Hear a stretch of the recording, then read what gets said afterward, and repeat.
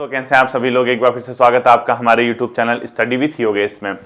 जैसा कि आप लोग सभी अवगत हैं, कल यूकेपीएससी ने दरोगा का विज्ञापन, जो कि बहुत लंबे समय से बच्चों को इंतजार था, इवन क्योंकि पहले भी उसका फॉर्म भरा गया था, उसकी वजह से भी लोग इंतजार कर रहे थे कि कब विज्ञापन आएगा, कब विज्ञापन आएगा। फाइनली 222 पदों पे लोक सेवा आयोग के द्वारा जो नागरिक पुलिस है या अपने आप में जो अग्निशमन है या जो अभिसूचना है, वहां पे क्या किया गया है, टोटल मिला के 222 पदों पे विज्ञापन जारी कर दिए हैं। विज्ञापन जारी करने के बाद अंतिम तिथि आपने देख ली होगी, 20-21 फरवरी के आसपास फॉर्म भरने की तिथि है और आवेदन आपके मांगे गए हैं। स्नातक स्तर का, जिसका स्नातक स्तर जिसने कंप्लीट कर लिया है, ग्रेजुएट कंप्लीट कर लिया है जिसने, वो लोग क्या कर सकते हैं, इसमें प्रतिभाग कर सकते हैं इस एग्जाम में। यानी अपने आप में फिजिकल भी इसमें मांगा गया है, ध्यान रखना है इसमें फिजिकल भी है, जो कि क्वालिफाइंग नेचर का है। सब कुछ मैं आपको बताऊंगा बच्चों। इवन इसकी मेन, क्योंकि सिलेक्शन का जो क्राइटेरिया रहेगा वो आपका रिटन एग्जाम रहेगा, और रिटन एग्जाम में आप सभी लोग जानते हैं 300 नंबर के पेपर हैं, यानी 2 पेपर होने, 150 मार्क्स, यानी 300 मार्क्स का आपका एग्जाम होना है। जिसके पहले पेपर में हिंदी के साथ 100 मार्क्स की हिंदी के साथ 50 नंबर की रीजनिंग उन्होंने इंक्लूड की है। सेकंड पेपर में 75 की जीएस के साथ 75 मार्क्स का मैथ्स अपने आप में इंक्लूड किया है। कहीं ना कहीं देखा जाए, क्योंकि एक दिन में ही दोनों एग्जाम होने हैं और कोई ऐसा नहीं कि मेंस वगैरह कुछ हो, इसलिए लंबा पेपर जो है दरोगा का रखा गया और हर चीज उसमें इंक्लूड की गई है। तो कहीं ना कहीं आप लोगों की जो तैयारी है, इसको अब 4 चांद लगाने की जरूरत है बच्चों, तभी आपके जो वर्दी होगी या आपको जो वर्दी प्राप्त होगी उस पर सितारे लगेंगे। ठीक है, जब 4 चांद लगाओगे अपनी पढ़ाई को, तभी आपको सितारे प्राप्त होंगे, ध्यान रखना। ठीक है, तो मेन चीज जो है, विज्ञापन की सारी शर्तें, सारी कंडीशंस, टर्म्स या कंडीशन जो भी दी हैं, वो आप लोगों ने अध्ययन कर लिया होगा, आप लोगों ने उसको सही से पढ़ लिया होगा, क्योंकि इतना लंबा अध्ययन, मतलब विज्ञापन जो है उसको पढ़ा जाना संभव भी नहीं है। ठीक है, एक एक चीज, बेसिक चीज क्या होती है, आप यही देखते हैं कि उम्र कहाँ से कहाँ मांगी है, क्वालिफिकेशन क्या मांगी है, सिलेबस क्या है, बाकी आप अपनी कैटेगरी के हिसाब से उसमें देख सकते हैं क्या क्या प्रावधान किया गया है। ठीक है, चाहे ओबीसी का सर्टिफिकेट कितने टाइम तक वैलिड होता है, ईडब्ल्यूएस कब तक होता है। हाँ, इवन इस बार आयोग ने कहा है कि फॉर्म पे अगर कोई मिस्टेक हो जाती तो करेक्शन का एक मौका दिया जाएगा, कुछ इस टाइप का भी देखना था। ठीक, दूसरा चीज ये डाउट था कि फिर, क्योंकि मैंने कल तो अध्ययन किया नहीं था आपका विज्ञापन का, आज मैंने देखा फिजिकल आपका उसमें पहले होगा। उसमें बताया है आयोग ने कि जो अभ्यर्थी फिजिकल पास करेंगे उन्हीं को रिटर्न एग्जाम में बैठने का मौका दिया जाएगा। अगर अभ्यर्थियों की संख्या बहुत ज्यादा होती है तो मे भी पहले रिटर्न करा के फिर फिजिकल कराए, लेकिन पूरा ये जो आयोग के अनुसार अभी तक जो हमने देखा, जो होना है, पहले आपका फिजिकल होना। और फिजिकल ध्यान रखना क्वालिफाइंग नेचर का, ये नहीं कि टोटल डेडिकेट होकर फिजिकल में लग जाए और रिटर्न का आता पता नहीं। सिलेक्शन होना है रिटर्न से, फिजिकल है क्वालिफाइंग नेचर का। फिजिकल का आप अभ्यास कीजिए, लेकिन उतना ही अभ्यास कीजिए जितना फिजिकल डिजर्व करता है। ठीक है, क्वालिफाइंग करने लायक का अभ्यास कीजिए, थोड़ा सा उससे बेहतर कीजिए, लेकिन ऐसा नहीं कि 24 घंटे फिजिकल की सोच रहे हो, रिटर्न का आता पता नहीं। होना सिलेक्शन है रिटर्न से। ठीक, तो देखिए बच्चों, सबसे पहले आप सभी छात्रों को शुभकामनाएं। आपने देखा होगा 20 फरवरी तक इसमें आवेदन मांगे गए हैं आयोग के द्वारा, और आप लोग जिसने नहीं देखा, यूकेपीएससी, ठीक है, उत्तराखंड पब्लिक सर्विस कमीशन की साइट पे जाके आप इस फरवरी का इस विज्ञापन का नोटिफिकेशन चेक कर सकते हैं। 20 फरवरी तक इसमें आवेदन मांगे हैं, जिसमें कुल पद जो है बच्चों 222 हैं। कुल पद कितने हैं इसमें? 222। आपने चेक कर लिया कि 222 पदों पे विज्ञापन मांगा गया है, और इसमें जो मतलब आवेदन मांगे गए हैं, इसमें चेक किया होगा आपने, नागरिक पुलिस, अभिसूचना, इसके अलावा अग्निशमन और गुल्म नायक जो भी है पीएससी आईआरबी वाला, उनके सभी के मांगे, यानी 4 अलग अलग कैटेगरी के इसमें मांगे, मतलब अभिसूचना, अग्निशमन, गुल्म नायक और नागरिक पुलिस जो भी है। ठीक है, इसमें 222 पदों में बच्चों सबसे ज्यादा नागरिक पुलिस के 65 और अभिसूचना के 43 पद हैं। आप इसका पद का देख लेना। अब इसमें एक लास्ट गुल्म नायक वाला कौन सा एक पद ऐसा है जिसका सिलेबस कुछ अलग है, उसमें साइंस मांगी, आपने चेक किया होगा। 35 नंबर की फिजिक्स आएगी, 35 नंबर की उसमें केमिस्ट्री आएगी, 30 नंबर की बायो ऑब्लिक मैथ्स, यानी इन दोनों में जो आप सेलेक्ट करोगे। ये फॉर्म आपको फिल करते समय पूछेगा आप जिस पद के लिए आवेदन कर रहे होंगे, समझ रहे हैं ना आप। देखो 3 तो इसमें नागरिक पुलिस, अभिसूचना और जो ये इंटेलिजेंस वगैरह, ये इसमें जो जनरल सिलेबस है, मतलब जो आपका 300 नंबर का, एक इसमें ऐसा है जिसमें टोटल 100 मार्क्स की साइंस है। आप चेक करना हो कौन सा, लास्ट में आपको देखा होगा, तो वो आप लोग चेक कर लेना। देखना इसमें आपको बच्चों बेसिकली जो आयु है 21 वर्ष से 28 वर्ष तक मांगी गई है। ठीक है, 21 वर्ष से 28 वर्ष तक। अब बच्चे कहते हैं सर इसका मतलब क्या है? देखो, जिस किसी छात्र की 1 जुलाई 2024 को एज इसके मध्य है, किसके? वो 1 जुलाई, अपने आने वाले 1 जुलाई 2024 को अपनी एज निकालना, आप कितने साल के हो रहे हो। ठीक है, 1 जुलाई 2024 तक अगर आपकी एज बच्चों 1 जुलाई 2024 तक अगर आपकी एज 21 वर्ष से कम ना हो, आप ऐसा नहीं कि 20 साल 11 माह 26 दिन के हो रहे हैं तो आप फॉर्म नहीं फिल कर पाएंगे। समझ रहे हैं आप लोग? मतलब कि आपकी 1 जुलाई 2024 को एक 21 वर्ष से कम ना हो और 28 वर्ष से अधिक भी ना हो। ध्यान रखना। तो आपको सीधे सीधे क्या निकालना है, इस तारीख को आप कितने समय के हो रहे हैं, कितने साल, कितने महीने, कितने दिन।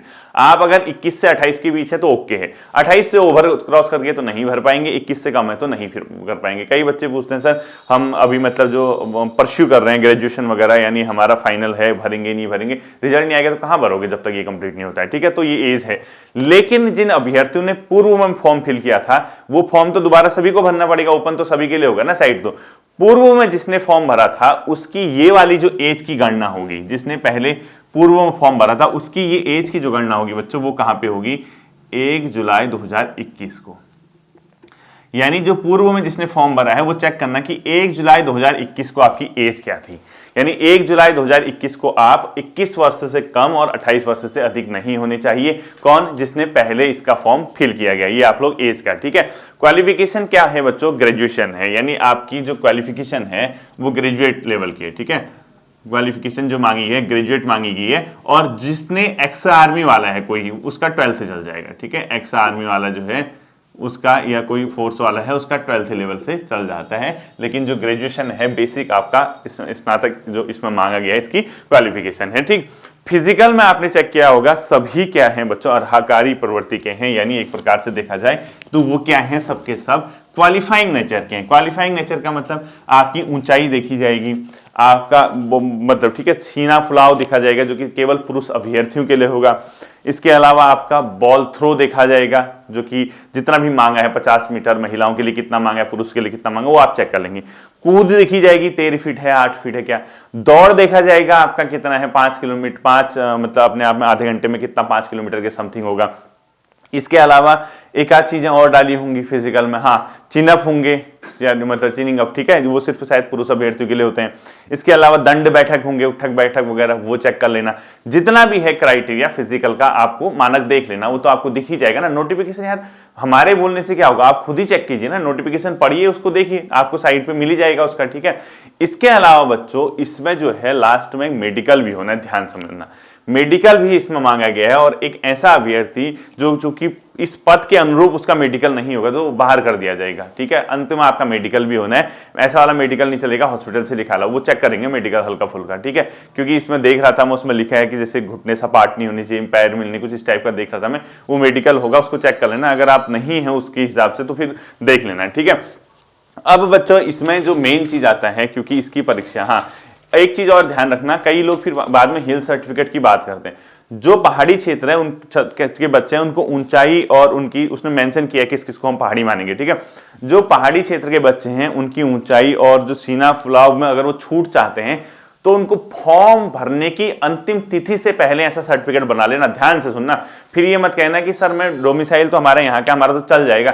साफ साफ आयोग ने ये मेंशन किया है जिसको ऊंचाई और अपने आप में जो सीना फुलाव वगैरह जिसमें भी आप लोग छूट चाहते हैं पहाड़ी आधार पे, ठीक है, उसने मेंशन किया कि किस को हम पहाड़ी कहेंगे। वो छात्र फॉर्म भरने की अंतिम तिथि से पहले ऐसा सर्टिफिकेट निर्गत करवा लेना सक्षम प्राधिकारी से, चाहे आप तहसील से बनवाते हैं, चाहे आप एसडीएम कोर्ट से बनाते हैं, जहां से भी आप बनाते हैं, जो भी चाहे पटवारी लेवल से बनता है, जिस लेवल से बनता होगा बच्चों को पता होगा। बट ये मत करना कि फॉर्म भरने की तिथि चलेगी फिर हम हिल सर्टिफिकेट बना रहे हैं अपना।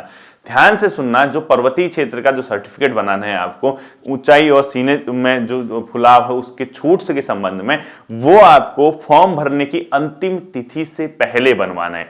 बाद में उसको निरस्त कर दिया जाएगा, आप भले ही सेलेक्ट हो जाए। आयोग ने साफ साफ मेंशन इसको किया हुआ है। ठीक है, इसके अलावा फॉर्म भरेंगे बच्चों 10th 12th उत्तराखंड से किया जाना चाहिए, आपका डोमिसाइल उत्तराखंड का होना चाहिए। हाँ, इसमें एक और शर्त होती है, जैसे किसी के माता पिता जो अदर स्टेट के हैं वो यहाँ पे जॉब कर रहे हैं, उनकी जॉब ऐसी जो राज्य से बाहर शिफ्ट नहीं की जा सकती। जैसे आपने देखा होगा ना, कई टीचिंग जॉब में होते हैं हमारे, जैसे यूपी के कई अध्यापक लोग होते हैं, हमारे टाइम पे भी उन लोगों ने हमें पढ़ा है, तो उनके बच्चे अगर यहाँ पे हैं और उनकी जॉब क्योंकि शिफ्ट नहीं की जा सकती तो वो फॉर्म फिल कर सकते हैं, ध्यान रखना।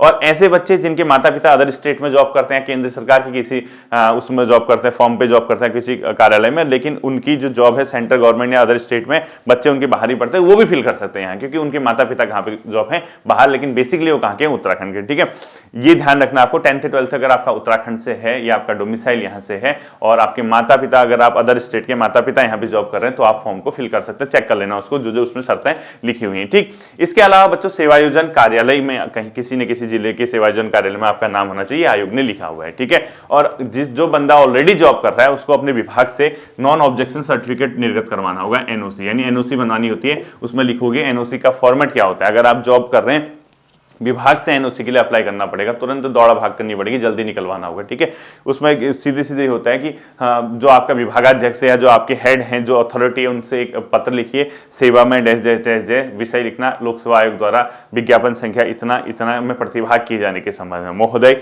अवगत कराना है कि लोकसेवा आयोग द्वारा विज्ञापन संख्या डैश डैश, जो विज्ञापन का संख्या दिनांक इतने के माध्यम से 222 पदों पर इस विभाग में क्या मांगे गए हैं, दरोगा या जो पुलिस उप निरीक्षक की, गृह विभाग के अंदर पुलिस उप निरीक्षक के पदों पे आवेदन मांगे गए, जिसमें प्रार्थी द्वारा भी प्रतिभाग किया जाना है, यानी प्रार्थी भी प्रतिभाग करना चाहता है। अतः इस हेतु आपसे अनुरोध है कि प्रार्थी को विभागीय अनापत्ति प्रमाण पत्र निर्गत करने का कष्ट करें। इस प्रकार से अगर आप चिट्ठी लिखोगे तो आपके विभाग द्वारा आपको एनओसी प्रदान की जाएगी। तो उसके बाद आप फॉर्म भर लेंगे, तो फिर आपको सेवायोजन कार्यालय की जरूरत नहीं है, जो ऑलरेडी जॉब में है। ठीक है, अब मेन चीज क्या है बच्चों, एग्जाम।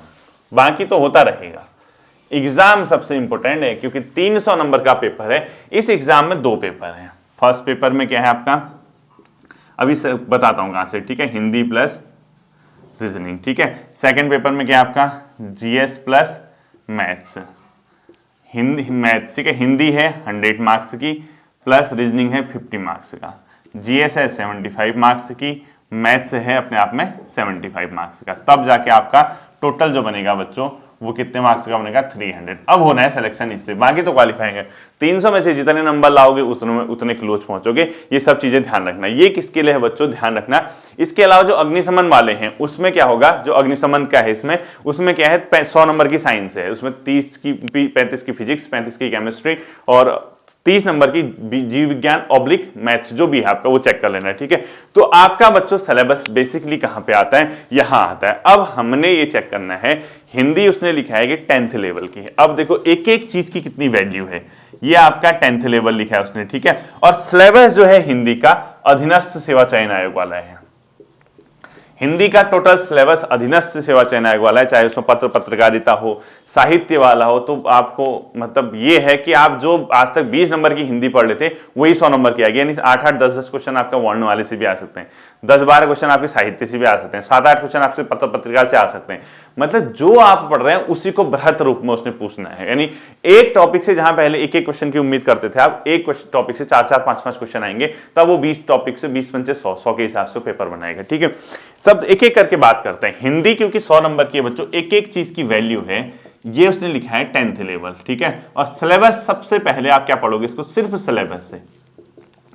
सिलेबस से आपको पढ़ना है, इसके अलावा कुछ भी नहीं पढ़ना है। किताबी सोर्स में बताता हूं, एक एनसीईआरटी व्याकरण आती है, एनसीईआरटी व्याकरण व्याकरण ले लेना कोई। ठीक है, ग्रामर वाली एनसीईआरटी ले लेना, तो आपको ये फायदा होगा। इसके साथ ल्यूसेंट की किताब, ल्यूसेंट हिंदी की। ठीक है, ये अगर आपने पढ़ ले हिंदी व्याकरण, ठीक, इतना आपने पढ़ लिया तो आपका काम बन जाएगा। ठीक है, साहित्य वाला सेक्शन जो देखोगे आप इसमें, ये आपको 9-10th लेवल पे जो जो सिलेबस में उसने टॉपिक लिखा है ना, उनके पढ़ लेना कि कौन कौन सी उसकी प्रमुख रचनाएं हैं और क्या है। ये समय आने के साथ साथ बताऊंगा ही बताऊंगा। ठीक है, जो नया छात्र है जिसने पहले नहीं पढ़ा है, इसी चैनल के फोल्डर में एक फोल्डर बना है UKSSC हिंदी वाला, UKSSC हिंदी व्याकरण। कई टॉपिक आपके यहां से कवर हो जाएंगे। ठीक है, ध्यान से सुनना। इसी चैनल के प्लेलिस्ट में एक टॉपिक फोल्डर बना है UKSSC हिंदी करके। कुछ टॉपिक आपके सिलेबस का पढ़ना और कुछ मत पढ़ना, वो रखना। बाकी हिंदी आपने किताबें जो है आपका इस सोर्स से अगर आप करोगे, आराम से आप 80, 85, 90 तक भी स्कोर जा सकते हो, क्योंकि लोकसेवा इतना कठिन नहीं पूछता है हिंदी जितना आप लोग सोच रहे होगे। ठीक है, विलोम अगर 5-6 नंबर पूछता है तो आपको हो सकता है कि वो वर्ड ना पता हो या पर्यायवाची पूछे, वो अलग चीज है, बट इतना ज्यादा परेशान करने वाला हिंदी नहीं पूछेगा। मेरी सलाह है, इसके अलावा आपको हिंदी कुछ नहीं पढ़ना चाहिए। आप हिंदी की 2 किताबें ले लीजिए, आपका काम आसानी से बन सकता है। ठीक है, दूसरी बात है बच्चों रीजनिंग, क्योंकि मैंने आपसे कहा कि 50 नंबर की रीजनिंग है, 3 घंटे का शायद संभवतः पेपर होगा ना, 3 घंटे का है, हाँ जितना भी 2-3 जो भी हुआ। 50 नंबर की आपकी क्या है इसमें, रीजनिंग है। रीजनिंग के लिए कई बच्चे पूछते हैं कि बेस्ट बुक कौन सी, मार्केट जाइए, रीजनिंग तर्क शक्ति की कोई ठीक ठाक किताब अपने हिसाब से उठा लाइए, ठीक है, जिसका नाम ही रीजनिंग है, जिसका नाम ही तर्क शक्ति है। बस ये चेक कर लेना जो आपके सिलेबस में दिया, और इसका सिलेबस वही है अधीनस्थ सेवा चयन आयोग वाला, जो उसने अधीनस्थ सेवा चयन के टॉपिक खोले ना, वही टॉपिक खोला है इसने। रीजनिंग के लिए अपना सिलेबस आपको देखना, किताब मार्केट में जाना, देखना कि वो सिलेबस के टॉपिक मिल रहे हैं नहीं मिल रहे हैं, ऐसी कोई भी किताब उठा लाइए, क्योंकि रीजनिंग का ऐसा कोई प्रॉपर किताब मैं बताऊं कि ये लेना वो लेना, ऐसा कुछ नहीं है, ठीक है, जितना मुझे लगा। दूसरा बच्चों चेक करना जीएस। जीएस के अंदर क्या क्या है, हिस्ट्री दोनों दे रखी है, world history plus Indian history, Indian plus world, geography India plus world, polity, ठीक है, इकोनॉमी, इसके अलावा कंप्यूटर साइंस, कंप्यूटर, ठीक है, देन करंट अफेयर्स। साइंस नहीं दिया है, आप चेक करना इसमें साइंस नहीं दिया है, इतना ही दिया है शायद, यानी history, geography, polity, economy, computer and current affairs, शायद इतना ही दिया है, इसके अलावा कुछ नहीं था। अभी मैं क्या क्या पढ़ाऊंगा वो तो अलग बात है, अभी बेसिकली आपको किताबें बताता हूं, ठीक है। देखना हिस्ट्री क्योंकि दोनों है बच्चों, इंडिया और वर्ल्ड, और टोटल उसने अधीनस्थ सेवा चयन आयोग वाला दिया है, और इसी 75 में उत्तराखंड भी है, तो उत्तराखंड का बहुत बड़ा रोल नहीं रहा, क्योंकि आयोग 20-22 क्वेश्चन, 23 क्वेश्चन के ऊपर उत्तराखंड नहीं पूछेगा, 25 क्वेश्चन लगा लीजिए अधिकतम, बाकी 50 क्वेश्चन आपके जीएस आने वाले। तो उत्तराखंड सिर्फ और सिर्फ परीक्षावाणी, ना कोई कुछ ना कोई कुछ, परीक्षावाणी पढ़िए, अपना काम बनाइए मेरे हिसाब से। साथ ही साथ क्योंकि करंट अफेयर्स उत्तराखंड का जो होगा, आर्थिक सर्वे नया जो निकलेगा, या प्रीवियस ईयर का जो आर्थिक सर्वे मैंने करा रखा, वही आपके उत्तराखंड के लिए मतलब एक हिसाब से पर्याप्त मात्रा में सोर्सेज होंगे। यानी उत्तराखंड के लिए परीक्षावाणी, देन करंट अफेयर्स उत्तराखंड की, चाहे आर्थिक सर्वे से रिलेटेड हो, सरकार के आंकड़े हो, वो मैं आपको बीच बीच में देते रहता हूं, पहले भी मैंने उनकी क्लासेस कराई हैं। उत्तराखंड का उतना टेंशन मत लेना, क्योंकि उत्तराखंड की बहुत ज्यादा वैल्यू नहीं है, 300 में से 275 नंबर में तो आपको उत्तराखंड ही नहीं पाया जाएगा, फिर 25 नंबर की पाई जाएगी। अब आप सोच लो कितनी वैल्यू उत्तराखंड की इस एग्जाम के लिए, ठीक है, बहुत ज्यादा उत्तराखंड की वैल्यू नहीं है। सिर्फ और सिर्फ परीक्षावाणी पढ़िए, और उत्तराखंड सरकार के आंकड़े, सरकार के करंट अफेयर्स मतलब जो सरकारी डाटा निकलता है उसको ध्यान रखिए, अन्यथा आप समय बर्बाद करेंगे। पहले बोल दिया, ठीक है, कड़वा है लेकिन सच्चाई है। उत्तराखंड को बहुत ज्यादा फोकस मत करना, कुछ नहीं मिलने वाला है इसमें। ये जो पोर्शन है बच्चों, क्योंकि ये लेंदी सेशन है, अब 50 नंबर के लिए क्या आपको लगता है कि आपको कोई डीप स्टडी करनी चाहिए?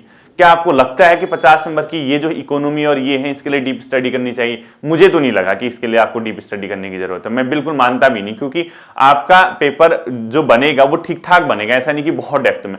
आप एक काम करना, सिलेबस के जो टॉपिक दिए हैं उसको घटना चक्र की जो ऑब्जेक्टिव आती है अलग अलग सब्जेक्ट की, उनसे प्लस आपका महेश वर्णवाल जी की एनसीईआरटी सार से, उन दो जगह से अगर आप तैयार कर पाते हैं तो आपका जीएस का काम बन जाएगा। देखो सिलेबस देखोगे या कोई कंटेंट पढ़ने की कोशिश करोगे तो जितना चाहोगे उतने आपको नए नए सोर्सेज मिलेंगे, लेकिन एक एग्जाम निकालने के लिए एक सटीक रणनीति का होना जरूरी है। आप जानते हैं कि 300 में से 50 नंबर की जीएस, 25 की उत्तराखंड, यानी 225 का आपका जीएस और उत्तराखंड है ही नहीं, मतलब उत्तराखंड 25 है, तो आप सोचिए कि कहां से पूछेगा, बेसिक क्वेश्चन पूछेगा, एक आध टफ पूछेगा, 2-4 टफ पूछेगा। तो मुझे लगता है आप 25 नंबर के लिए परीक्षावाणी प्लस सरकार जो करंट अफेयर्स या इकोनॉमी सर्वे और डेटा वगैरह वाले संबंधित तो वो तैयार करना। जीएस के लिए घटना चक्र ऑब्जेक्टिव अलग अलग सब्जेक्ट के साथ आप क्या कह दिएगा, महेश वर्णवाल जी की एनसीईआरटी सार पढ़ना, आपका काम बन जाएगा, भरोसा रखिए बन जाएगा। अनावश्यक किताबें पढ़ोगे इस एग्जाम के लिए तो कोई फायदा नहीं है। इससे अच्छा तो हिंदी की कोई अच्छी किताब ले लो, डीप वाली, जिसका 100 नंबर में अपने आप में प्रॉपर वैल्यू है। इन सबसे ऊपर तो हिंदी बैठी है, हाँ, जीएस के सब्जेक्ट से ऊपर 100 मार्क्स। आपको ये चेक करना है कि स्कोर कौन देगा, 100 देगा, 100 एक पूरा पेपर है उसका हिंदी का, 100 मार्क्स का। और यहां देखो जीएस में हिस्ट्री 75 जीएस दिख रही है, 25 उत्तराखंड खा गया। अब 50 में से कंप्यूटर भी पूछना है, करंट अफेयर्स भी पूछने हैं, हिस्ट्री भी पूछनी है, पॉलिटी भी पूछनी है, ज्योग्राफी भी पूछनी है, वर्ल्ड हिस्ट्री भी पूछनी है। क्या फायदा बताओ, वर्ल्ड हिस्ट्री लुसेंट के लेवल से तैयार कर लेना है, ठीक है, मेरी सलाह मानोगे तो ऐसा ही करना। इसके अलावा बच्चों जो मैथ्स वाला पोर्शन है, आरएस अग्रवाल 75 नंबर की है, अच्छी किताब है आरएस अग्रवाल जी की। तो ये वाली किताब अगर आप चाहें, कोई मतलब नया मॉडिफाइड फॉर्म पे आया होगा, पढ़ना सिर्फ सिलेबस का, उसने सिलेबस में टॉपिक भी अच्छे दिए हैं, एलसीएम, एचसीएफ, धारा, नाव, टंकी, रेलगाड़ी, ये वो, आयु से संबंधित क्वेश्चन, परसेंटेज, लाभ, हानि, इस टाइप के चैप्टर दिए, इसके लिए आपका आरएस अग्रवाल रहेगा, तब जाके आपका कहीं ना कहीं पूरा एक होलसेल सिलेबस कंप्लीट होगा। पढ़ाई में जुट जाइए, डेडिकेट होके पढ़िए, मेहनत कीजिए, उम्मीद कीजिए कि आप इस एग्जाम को क्रैक करके अपने वर्दी पे यानी वर्दी पाके स्टार जो होंगे आपके कंधों पे चमकेंगे और बहुत खुशी होगी बच्चों जिस दिन ये एग्जाम निकलेगा। बहुत बेहतर एग्जाम है, राज्य का जो वनडे एग्जाम की दृष्टि से देखा जाए तो बहुत बेहतरीन एग्जाम में से एक माना जाता है। तो पूरा डेडिकेट होके पढ़िए। इसकी क्लासेस के लिए क्या रहेगा प्लान, कैसे रहेगा, बहुत जल्दी आपके साथ अपडेट लेके आऊंगा क्या हम लोग करने वाले हैं। फिर मिलते हैं अगले सेशन पे, अपना ध्यान रखिएगा। Thank you.